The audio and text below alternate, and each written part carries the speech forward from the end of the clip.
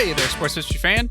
This is Arnie Chapman, aka the Football History Dude, and I'm here to tell you about an awesome way for you to rub elbows with your favorite podcast hosts here on the Sports History Network, while at the same time rooting for your hometown team this upcoming NFL season. You've been hearing all about our partner, Tailgate Fantasy, the past few weeks. Well, dig on this. Tailgate created a special Sports History Network league for our listeners, so we can put the word fan back into fantasy football together. It's free to join, and if you do so before the season kicks off, you'll automatically be entered into a drawing for a free t-shirt from one of our other partners, Home Field Apparel. It's a win-win-win! So hurry up today and head to sportshistorynetwork.com/tailgate for all the details. Again, that's sportshistorynetwork.com/tailgate. This podcast is part of the Sports History Network, your headquarters for the yesteryear of your favorite sport. You can learn more at sportshistorynetwork.com.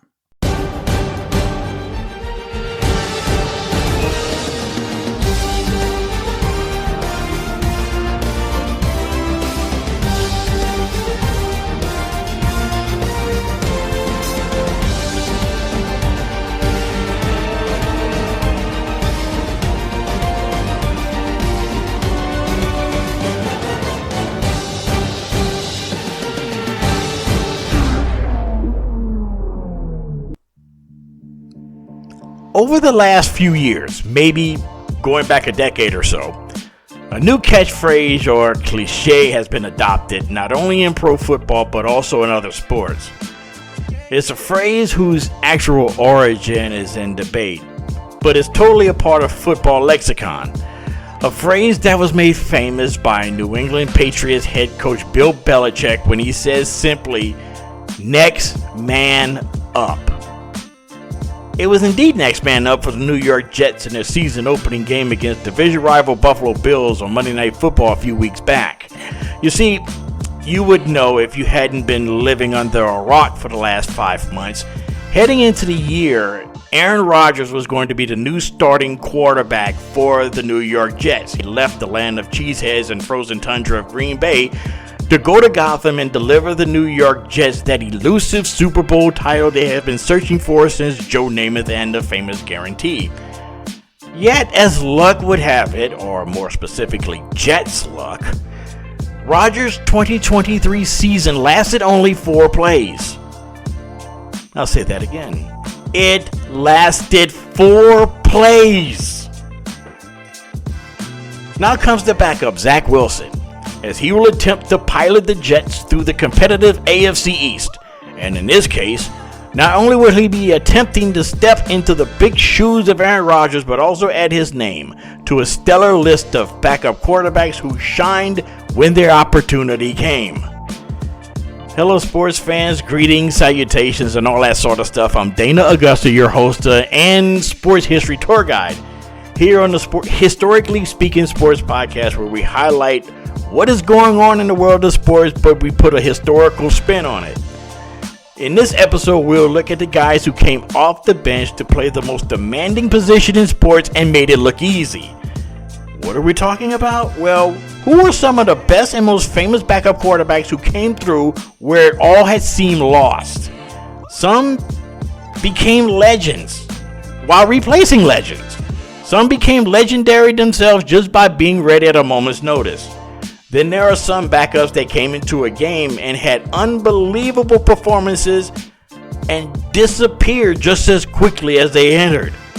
However, all of these men behind the men had their moment in the spotlight, and we will shine a spotlight on some of them in this episode. Later in the podcast, we'll do something new and a little different. Since the NFL is underway, we're going to take a look at the matchups for this week, which is week 4, and take 5 games that are rematches of great historical games taking place this week. Also, in this week's games, it includes a regular season game that ended one team's dubious losing streak, a season finale in which the losing team, that finished the year with only 2 losses, missed the postseason entirely, and a playoff game in the 1990s that is remembered for one of the most unbelievable passes in NFL history that defied both logic and seemingly physics. To round out the show is our shout out segment, and we're going to be sending a shout out to a sports documentary that this week is celebrating the anniversary of its release. The release came at the perfect time because of what was going on at the time. And now, close to 30 years after its release, it is still considered one of the greatest sports documentaries ever made. All of that and more coming up on this edition of the Historically Speaking Sports podcast, where we put a historical spin on current sports headlines. Historically Speaking Sports, which is a member of the Sports History Network. At the Sports History Network, we're all about the sports yesteryear, and so we're pleased to introduce you to Row 1, an online memorabilia gallery and shop that brings sports history to life. The Row 1 gallery features over 5,200 gorgeously reproduced prints of team posters, game program covers, game tickets, and advertisements in baseball, pro and college football, pro and college basketball, and more. Any gallery item may be printed in a variety of sizes on wood, metal, canvas, acrylic, or poster paper. It's your choice.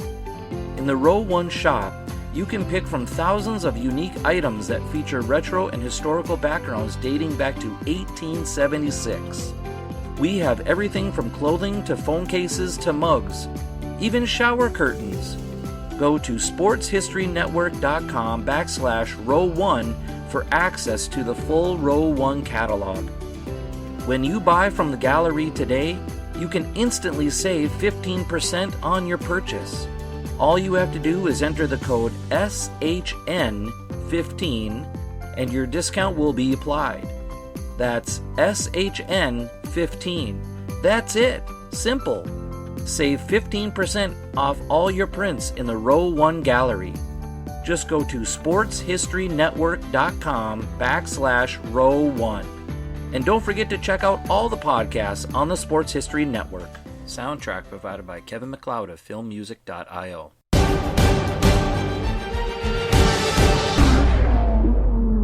Hello and welcome back to the program. I'm Dana Augusta, your host for this edition of the Historically Speaking Sports podcast, a member of the Sports History Network. Every NFL team and fan will have to deal with this from time to time. And that is when your team's starting quarterback goes down with an injury. Or sometimes your starting quarterback is struggling mightily and the backup quarterback suddenly becomes the most popular player in town. For the New York Jets, after 4 plays in Week 1 on Monday Night Football of all places, Zach Wilson was thrust into the spotlight in Gotham, replacing Aaron Rodgers for the foreseeable future.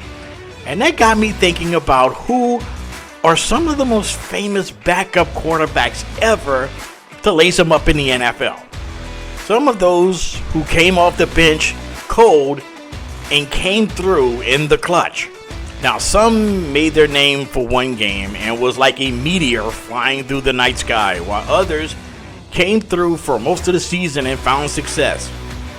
There are several levels of success in the NFL from the backup quarterback role. There are situations like when Tom Brady came in for an injured Drew Bledsoe in 2001 and became a legend. Or similarly, Kurt Warner, who came in for the St. Louis Rams in 1999 and led the Rams to 2 Super Bowl appearances in 3 years after bagging groceries at a Hy-Vee supermarket in Iowa. There are several of these instances, and we'll take a look at a few of these. Now, if there is such a thing as a professional backup quarterback, it would have to be a man by the name of Earl Morrall. Now, if you had to compare him to someone that is somewhat familiar to contemporary fans, it would have to be, if you squint hard enough, maybe Ryan Fitzpatrick. And just like Fitzmagic, Morrall played for several different teams during his 21-year career in the NFL. He was drafted by the San Francisco 49ers right out of Michigan State in 1956, and after 1 season there, he bounced around, beginning with the Steelers and then 2 stints with the Giants, and then in 1966, in his 10th year in the league, he landed in Baltimore playing behind the legend John Unitas. In 1968, Morrall was called in to replace an injured Unitas who suffered an elbow injury during the preseason. Morrow came in and essentially set the world on fire, as well as the NFL. That season, Morrow did a little more than just fill in for Unitas. He led the Colts to a 13-1 regular season record and was named league MVP that year, passing for just shy of 3,000 yards and 26 touchdown passes in only 14 regular season games. In the playoffs, he and the Colts demolished the Vikings and the Browns to advance to Super Bowl III. And unfortunately, Morrow's magic carpet ride crash-landed on the turf of the Orange Bowl. To say that he struggled would be an understatement. Morrow would go a measly 6 of 17 for just 71 yards and 3 interceptions before being lifted for a less than 100% Unitas. The result? The Jets changed the course of pro football, beating the Colts 16-7 in one of the biggest upsets in pro sports history. Yet Morrow's story is not quite over. He would have some redemption. 2 seasons later, and ironically at the scene of the crime, the Super Bowl once again in Miami, the Colts were playing the Cowboys in Super Bowl V. Unitas injured his ribs in the second quarter, and Morrow came off the bench to right the ship and helped lead the Colts to their first Super Bowl win, beating the Cowboys 16-13 on a last-second field goal by Jim O'Brien. Now that would be a great way to end Morrow's story, but it actually gets better. The next season, Morrow was traded to the Miami Dolphins and reunited with his old coach Don Shula, who had coached the Colts to Super Bowl III. The Dolphins were an up-and-coming team and that was born in the American Football League as an expansion team. By the beginning of the 1972 regular season, Morrow was brought in as what Don Shula would later call an insurance policy. Well, that policy had to be used in Week 5 of the 72 season when the Dolphins' starting quarterback, Bob Greasy, broke his ankle against the San Diego Chargers on October the 15th. So who came in to save the day and the Dolphins season after starting 5-0? That insurance policy, Earl Morrow. In relief against the Chargers, Morrow would go 8 of 10 for 86 yards and 2 touchdown passes to win that game and lead the Dolphins to wins in the next 11 consecutive games, as the Dolphins would go undefeated for the remainder of the 1972 season. In the playoffs, Morrow would defeat the Browns in the first round of the playoffs, but he struggled in that game. Yet, in the AFC title game in Pittsburgh just 1 week after the Immaculate Reception, Morrow was lifted in the second half for a now healthy Bob Greasy. And as they say, the rest is history. The Dolphins would go on to conclude their undefeated season, beating Washington in Super Bowl VII. Morrow would hang around until he announced his retirement in 1977, ending his 21-year career in the NFL. Another quarterback that played 20-plus seasons in the NFL was George Blanda. Now, he was a great starting quarterback during the early years of the AFL with the Houston Oilers, leading them to a pair of AFL championships. But by the late 1960s, he was relegated to a backup role with the Oakland Raiders. Then came the season of 1970, where Blanda, in the words of Hall of Fame broadcaster Bill King, became Superman. Blanda, at the age of 43, came off the bench against the Pittsburgh Steelers in place of an injured Darryl Lamonica and threw 3 touchdown passes to beat Pittsburgh and rookie sensation Terry Bradshaw.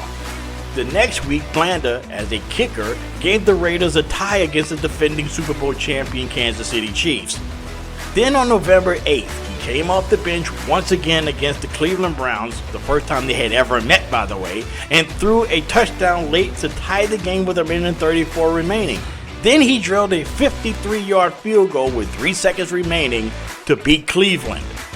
Then the next week, Blanda again with more heroics found receiver Fred Biletnikoff in the corner of the end zone at Mile High Stadium in the final seconds to conclude a comeback against the Broncos. Blanda's heroics during the 1970 season earned him the Associated Press Player of the Year award.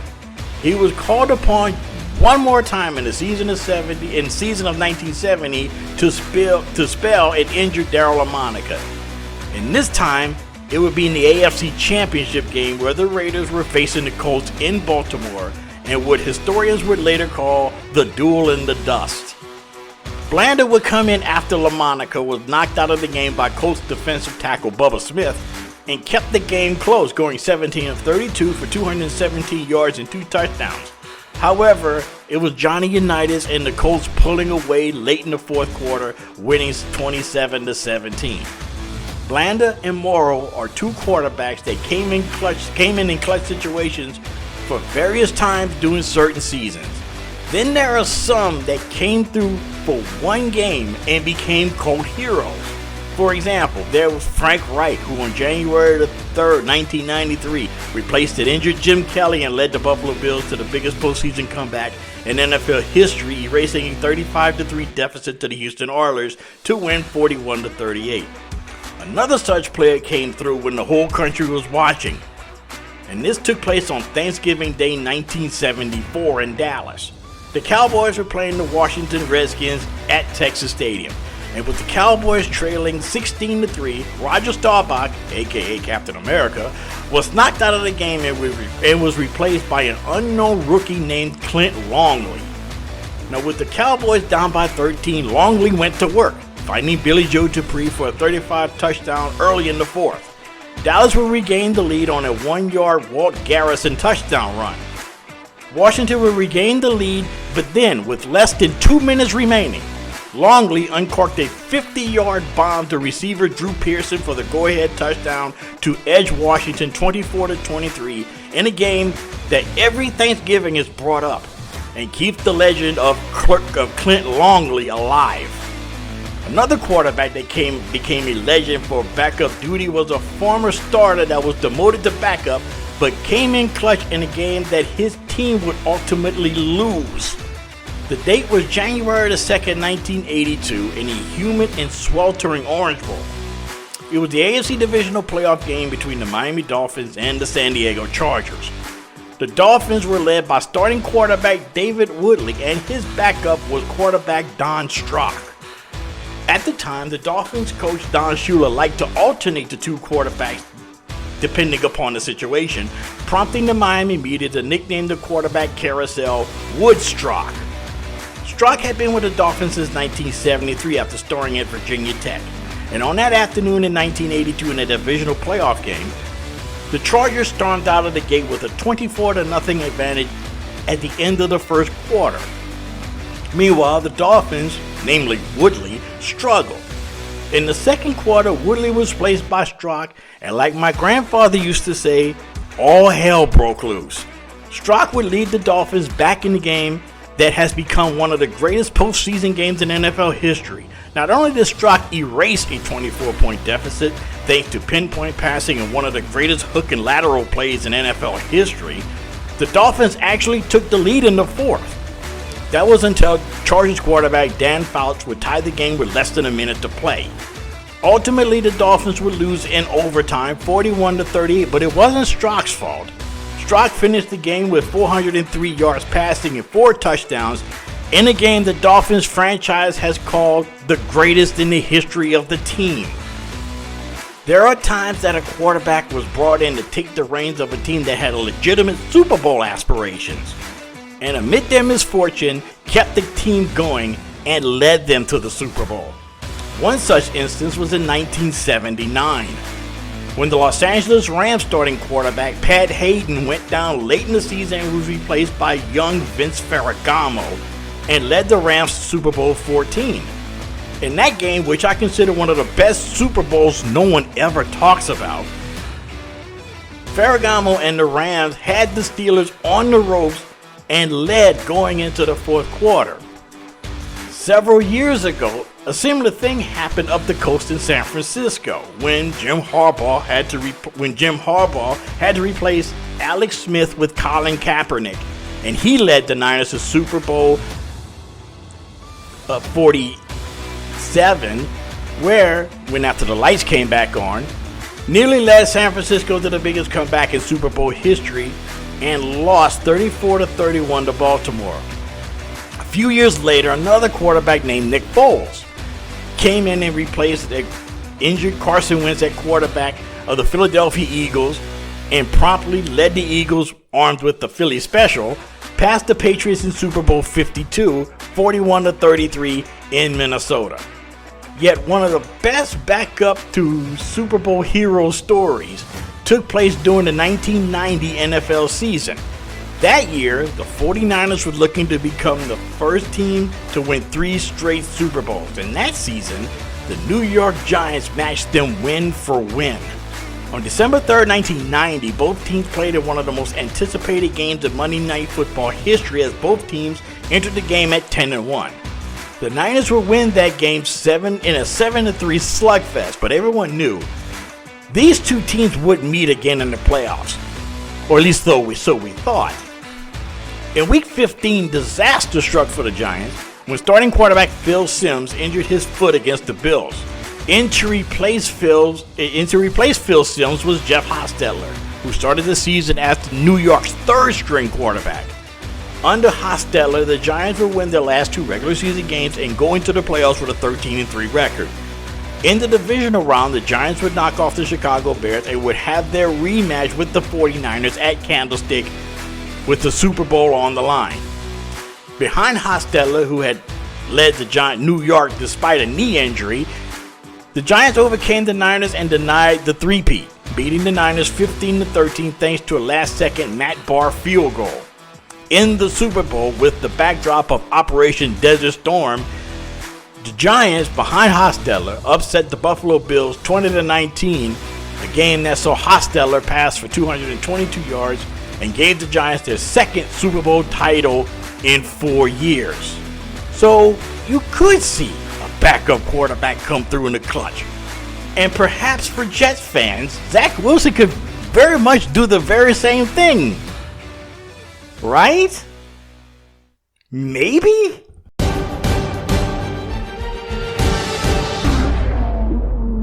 Just a reminder, if you happen to like what you hear here and you would like to hear more, please do not hesitate to like and subscribe to the podcast. Also, you could just drop us a line here at historically.speaking.sports@gmail.com.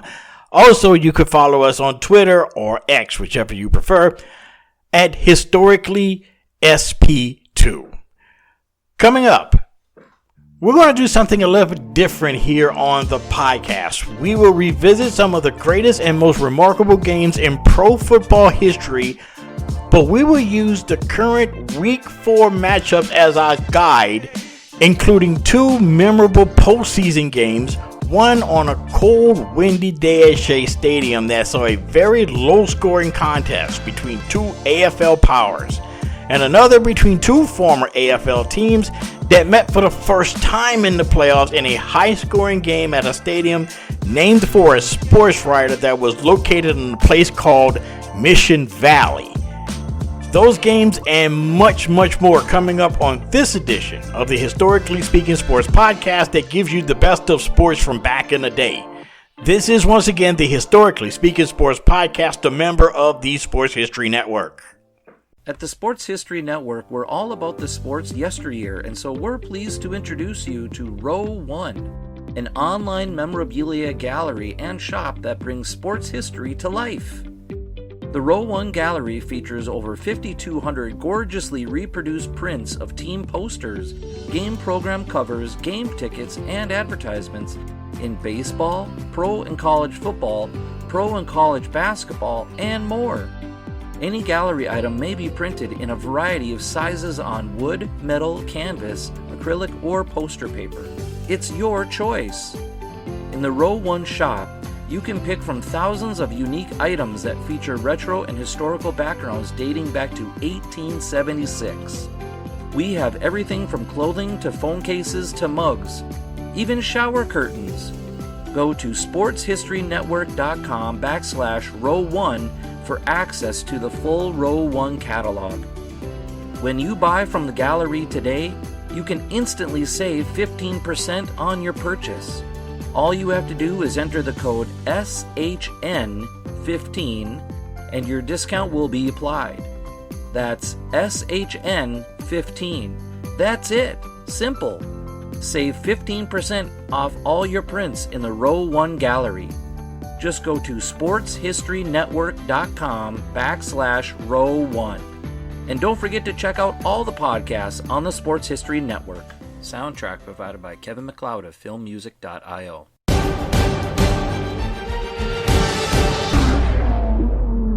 Hello, folks, and welcome back to the program. You are listening to the Historically Speaking Sports Podcast, a member of the Sports History Network. And right now, we're going to do something a little bit different here on the show. Usually, in this spot, we have our top 5 sports history moments for the week. Yet, since this is indeed football season, we're going to start something called the Historically Speaking Matchups. Right now on your calendar, it is the 4th week of the NFL season, and we're going to highlight 5 games that are on the schedule this week and highlight those games that are rematches of great and memorable games from back in the day. I think this is maybe both interesting and informative, especially for football fans and fans of sports history, and I like the idea at least. But before we get into that, here's a quick word from one of our sponsors here at the Sports History Network, and that is Home Field Apparel. In some parts of the country, the climate is starting to change to that familiar fall feeling. That tingle that you feel is not just the pumpkin spice in your coffee. It is actually the thrill of college football season that is in full swing around the country. And since it is indeed college football season, dive into the history books with Home Field Apparel, the premium collegiate apparel brand from Indianapolis. Home Field crafts incredibly comfortable gear designed with iconic vintage nods to over 150 colleges, a library of history right there on your chest. Home Field is the Indiana Jones of collegiate apparel, uncovering hidden gems from school archives, unique mascots, logos, and even unforgettable moments frozen in time. Visit homefieldapparel.com and shop the archives. Home Field Apparel, where comfort, nostalgia, and the spirit of college football history unite. Once again, that is homefieldapparel.com. Week 4 of the NFL's regular season, and right now, it's still way too early to really determine with any certainty what the remainder of the season has in store. Yet, the games on the schedule for this upcoming week, some of those are rematches of very familiar games from years past, and I'm sure that if you're listening and old enough, these games should bring back some memories. The first game on the list is the Thursday night game between the Detroit Lions and the Green Bay Packers. They're longtime rivals. Both of these teams met in the 1993 wild card round in the Silverdome in Pontiac, Michigan. The Lions came in as division champs under head coach Wayne Fontes and led by the electrifying Barry Sanders. Meanwhile, the Packers under coach Mike Holmgren was making their first postseason appearance since 1982. The Pack was paced by the gunslinger from Kiln, Mississippi named Brett Favre and all-pro receiver Sterling Sharp. In the third quarter, with the Lions leading 10-7, Favre was victimized by defensive back Mel Jenkins, and he sprinted 15 yards for a touchdown to give Detroit a 17-7 lead. But the Packers would rally, as they had become accustomed to under Favre. Later in the quarter, Favre would find Sharp for a 29-yard touchdown. Then, the Lions would be denied a touchdown that might have put the game away by defensive back George Teague, who outran the Lions for a 101-yard pick six to give the Green Bay a 21-17 lead. But back comes the Lions, led by quarterback Eric Kramer. Remember that guy? Detroit would retake the lead when Derek Moore scored from 9 yards out to make the score 24-21. However, late in the fourth quarter, the game's signature play, Favre, while scrambling to his left, fires the ball across his body and clear across the field, scraping the roof of the Silverdome and finding a sprinting Sterling Sharp striding into the end zone for a game winner 28-24. Favre would pass for 204 yards and 3 touchdowns, while his counterpart, Eric Kramer, had passed for 248 yards and a touchdown, but he threw 2 interceptions. the Packers would eventually advance that year to the NFC Championship game before losing to Dallas 27-17. The next game on the historically speaking matchups of list for week 4 of the NFL that took place on December 17, 1967 at the historic Los Angeles Coliseum. It was a showdown for the Coastal Division title between the Baltimore Colts, led by John Unitas, taking on the fearsome foursome and the Los Angeles Rams. Now, both teams entered the game with identical 11-1-2 records, as both teams played to a 24-24 tie earlier the year on October the 15th. The stakes of this game were high and simple. Back then, only the 4 division winners would advance to the postseason. There were no wild cards. That meant this was a de facto playoff game, and the winner goes to the playoffs. Meanwhile, the loser, with only 2 losses, would miss the postseason. And as it turned out, the hype was bigger than the game. The Rams defense, led by Merlin Olsen, Deacon Jones, sacked United 7 times as the Rams blew out the Colts 34-10, giving the Rams and head coach George Allen the Coastal Division title. Offensively, it was also the passing of Rams quarterback Roman Gabriel that gave the Los Angeles the edge. He finished that afternoon by going 18 of 22 for 257 yards and 3 touchdowns. One of them, an 80-yard bomb to wide receiver Jack Snow in the second quarter. The win propelled the Rams to the playoffs, where they would eventually lose the following week to the Packers in Milwaukee. 10 years later, the third game of our 5 historically speaking matchups took place on this occasion in the Louisiana Superdome. And in this particular matchup, history was made. On December 11th, 1977, the Saints, coming into that afternoon with a record of 3-9, took on the Tampa Bay Buccaneers, who was 0-10 on the season, and still looking for that elusive first win in franchise history. The Bucs losing streak had now reached 26 consecutive games, but to the delight of fans of Central Florida and the consternation of Saints fans along the Gulf Coast, it would be the Saints that would allow the Bucs streak of futility to end. Tampa Bay behind 2 interception returns for touchdowns in the third quarter, victimizing Archie Manning, and later a defensive fumble recovery in the end zone would be the key, as the Bucs buried the Saints 33-14 for Tampa Bay's first win in franchise history. And as it would be the case for more of their recent history, the Buccaneers' defense was key to victory. 3 seasons later, in the fourth of our historically speaking matchups, this took place in an area of Southern California known as Mission Valley. For the first time in their long and storied rivalry dating back to the days of the American Football League, the Oakland Raiders traveled to San Diego and faced the Chargers in a playoff game. And it wasn't just any playoff game. This was for all the marbles in the AFC, with the winner going to Super Bowl 15 in New Orleans to face the Philadelphia Eagles. Both offenses scored quickly. The Raiders scored on their first possession, a 65-yard pass from Jim Plunkett to tight end Raymond Chester.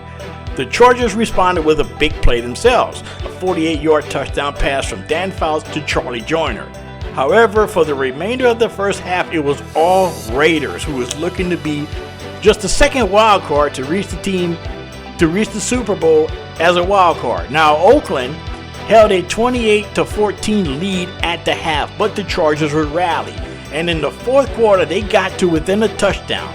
But the Raider running game put the game away and ran out the clock behind the legs of Mark Van Egan and also behind the legs of Jim Plunkett.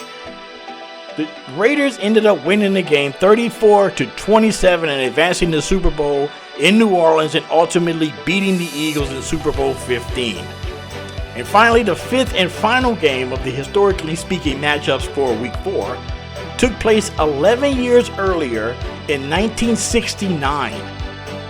2 other teams whose lineage could be traced back to the time of the American Football League. In fact, they were still in the AFL when this game took place on December 20th, 1969. in a cold and windy Shea Stadium in Queens. And how else would it be in December in Queens? The homestanding and defending Super Bowl champion New York Jets. Now let's let that sink in for a second. Defending Super Bowl champion New York Jets. They would be hosting the Kansas City Chiefs in the divisional round of the AFL playoffs. The winner of this game would take on the Oakland Raiders in the Oakland Alameda County Coliseum the next week, who earned a bye. This game would be a low-scoring defensive slugfest as both teams had to overcome outstanding defense and wintry conditions in New York. The key plays of the game took place all in the second half. Late in the third quarter, with the Chiefs holding a very precarious 6-3 lead, the Jets found themselves deep in Chiefs territory thanks to a pass interference penalty by Kansas City defensive back Hall of Famer Emmett Thomas. Yet, the Chiefs, behind key defensive plays by Willie Lanier and Jim Lynch, denied the Jets the end zone and they had to settle for a Jim Turner field goal. On the ensuing drive, the score tied at 6.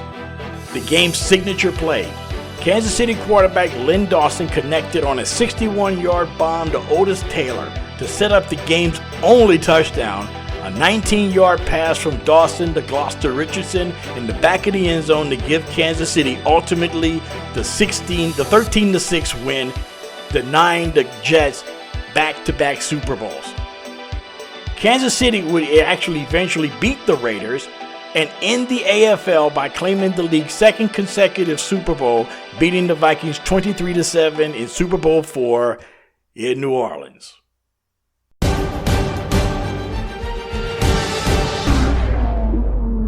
And coming up next to conclude the show is our shout-out segment. And in this edition, we're going to be sending out 2 shout-outs, and both of them are actually related. One, we're going to be sending a shout out to perhaps the greatest sports documentary ever made and one of my all-time personal favorites. And it was directed by one of America's greatest storytellers. And within that film, one of the many people he highlights unfortunately passed away this week. More on that after the break, and you're listening to the Historically Speaking Sports Podcast, a proud member of the Sports History Network. At the Sports History Network, we're all about the sports yesteryear, and so we're pleased to introduce you to Row 1, an online memorabilia gallery and shop that brings sports history to life. The Row 1 gallery features over 5,200 gorgeously reproduced prints of team posters, game program covers, game tickets, and advertisements in baseball, pro and college football, pro and college basketball, and more. Any gallery item may be printed in a variety of sizes on wood, metal, canvas, acrylic, or poster paper. It's your choice. In the Row 1 shop, you can pick from thousands of unique items that feature retro and historical backgrounds dating back to 1876. We have everything from clothing to phone cases to mugs, even shower curtains. Go to sportshistorynetwork.com/row1 for access to the full Row 1 catalog. When you buy from the gallery today, you can instantly save 15% on your purchase. All you have to do is enter the code SHN15 and your discount will be applied. That's SHN15. That's it. Simple. Save 15% off all your prints in the Row 1 gallery. Just go to sportshistorynetwork.com/row1. And don't forget to check out all the podcasts on the Sports History Network. Soundtrack provided by Kevin MacLeod of filmmusic.io.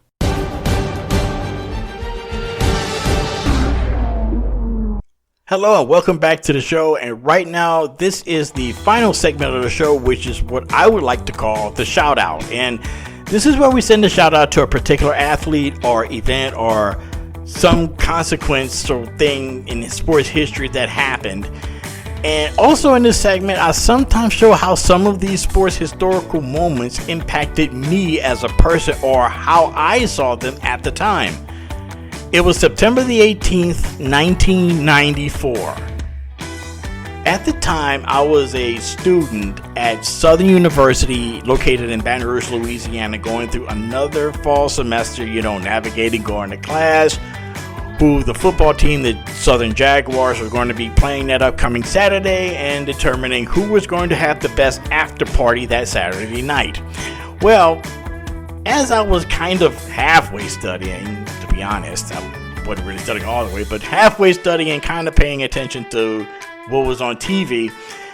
I think I was studying Spanish, or maybe it was economics. I'm not exactly sure what. But as I turned the television on and sort of began to flip through the channels, all 8 of them, we didn't exactly have cable yet on campus, I stumbled upon this channel that was showing old-time pictures of baseball players that seemed to be from like the early to mid 1800s. It was the local PBS station, and I heard a very familiar voice that was narrating the program, and it actually literally stopped me in my tracks. Unbeknownst to me, I had stumbled upon the first episode or inning of Baseball by Ken Burns. Needless to say, I was enthralled. Now, to give you a peek behind the curtain here into my childhood, I had fell hopelessly in love with sports documentaries, most notably NFL films, and anybody who knew me as a child knew I had VHS tapes that was filled to the gills with Super Bowl highlights and anything that had John Facenda's voice attached to it. To say I was hooked was an understatement, but this documentary, Baseball, was basically by far the most interesting and most in-depth sports-related biopic I had ever seen. I thought I knew baseball history, but after watching it religiously for the next 9 nights in my dorm room at Jesse Owens Hall at Southern University, I quickly realized I didn't know anything. Narrated by former anchor of the NBC Nightly News, John Chancellor, it was in 9 parts, or fittingly innings, and it broke down the history of the game mostly by decades. The first inning, or first episode, titled Our Game, it introduced the game and its complicated origin and the growing pains as it went through the 19th century. The second inning, Something Like a War, chronicles baseball's growth from 1900 to 1910, with the introduction of the World Series and the formation of the American League and the personal rivalry between Ty Cobb and Honus Wagner. The third inning, The Faith of 50 Million People, baseball had never been more popular, but towards the end of the decade and the episode, it explores into unbelievably great detail the infamous Black Sox scandal of 1919. The fourth inning, The National Heirloom, it highlighted the 1920s. Baseballs needed a distraction from the Black Sox scandal, and boy did it get one when Babe Ruth came along. It highlighted baseball during the roaring 1920s, and it showed the building of Yankee Stadium, the beginning of the Negro Leagues, and the early dominance of the New York Yankees. The fifth inning, Shadow Ball, actually one of my favorite episodes of the series, it was talked about baseball in the 1930s, which was devastated by the Great Depression, but black baseball, most notably the Negro Leagues, flourished as never before. And Ken Burns highlighted some of the biggest names in Negro League history, such as Josh Gibson, Satchel Paige, and made former Negro League star John Jordan Buck O'Neal an overnight star. The episode also introduces baseball legends like Bob Feller and Joe DiMaggio and Ted Williams. The sixth inning, The National Pastime, this episode opens up with baseball right before America's entry into World War II. With the summer of 1941, in which that year you had Joe DiMaggio's 56-game hitting streak, Ted Williams' quest for batting over 400, and the pennant winners of the National League, the hapless Brooklyn Dodgers. And speaking of the Dodgers, the episode also highlights Jackie Robinson's entry into Major League Baseball in 1947. The seventh inning, The Capital of Baseball, covers baseball in the 1950s and New York City's domination of the sport. 3 teams in Metro New York, the Dodgers, the Yankees, and the Giants, emphasized their greatness, which was the golden age of baseball. And yet, by the end of the episode and the decade, the Giants and Dodgers would break the New York City's heart and leave for the West Coast that left an empty shell in the soul of New York. And of course, midway through the episode, the 7th inning stretch. The 8th inning, a whole new ball game, baseball in the 1960s, which was my favorite episode also. And with the backdrop of the Vietnam War, the Civil Rights Movement, baseball began to fall behind in popularity with pro football. But this episode highlights two dominant pitchers, Sandy Koufax and Bob Gibson. It also has Roger Maris's home run chase of Babe Ruth, and of course it concludes with the triumph of the Miracle Mets of 1969. And the 9th inning, named Home, it covers baseball between 1970 to roughly 1992. And in the beginning of the episode, it highlights the dominance of the Baltimore Orioles and the remarkable play of Oriole third baseman, the late Brooks Robinson. Now, sadly, Robinson died earlier this week at the age of 86. Robinson was an 18-time All-Star, 16-time Gold Glove winner.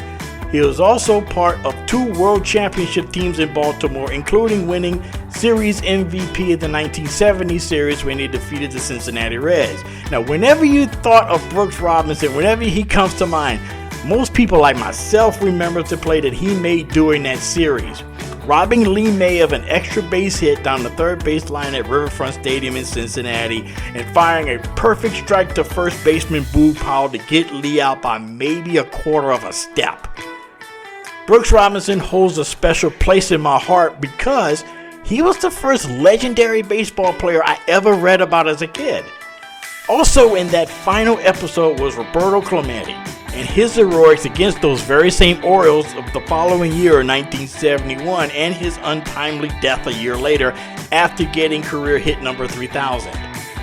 Also in that decade was the beginning of free agency, the Oakland A's dynasty, the Pirates of the late 70s, and We Are Family, collusion, and epic disappointments of the Boston Red Sox from 1975 series through the Bucky Dent, through Bill Buckner in the 1986 World Series.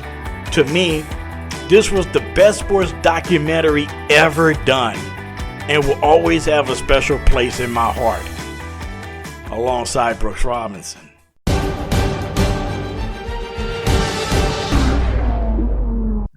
And folks, that will do it for this edition of the Historically Speaking Sports Podcast. And please, if you have not done so already, please subscribe wherever you hear this podcast if you like what you hear.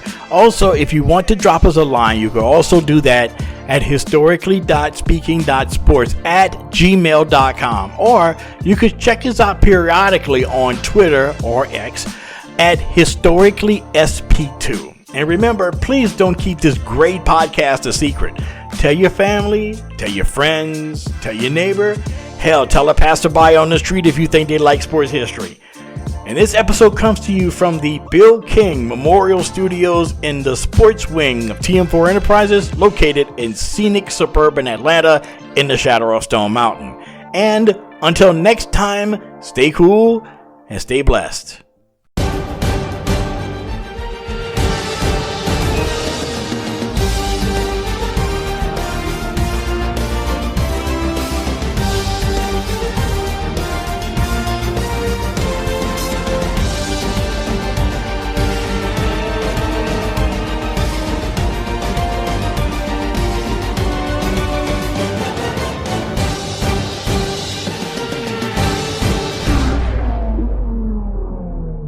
Hey there, sports history fan. This is Arnie Chapman, aka the Football History Dude, and I wanted to thank you for stopping by to listen to another episode here on the Sports History Network. Our podcasters are passionate about uncovering and sharing sports stories from yesteryear. And if you didn't know it already, we have over 30 shows across the network covering all sorts of sports history topics. In fact, here's a glimpse into one of our awesome podcasts here on the network. This is Mark Mortier, and if you're a sports history fan like me, tune in and hear me talk about some great sports moments of the past. Growing up during the 1970s, I got to watch some of the most iconic moments in sports history. Hank Aaron breaking Babe Ruth's home run record, Willis Reed limping out of the locker room in Game 7 of the NBA Finals at Madison Square Garden as the fans erupted with a thunderous ovation. The 1980 Miracle on Ice as Team USA defeated the powerful Soviet Union in the Olympics. Listen every Tuesday on Yesterday's Sports. How about that? I bet you're super hyped to go listen to that new podcast, right? Well, to learn about this show and all the other podcasts on the network, head over to sportshistorynetwork.com/podcast. Again, that's sportshistorynetwork.com/podcast. Head over there today to find your next favorite sports history podcast.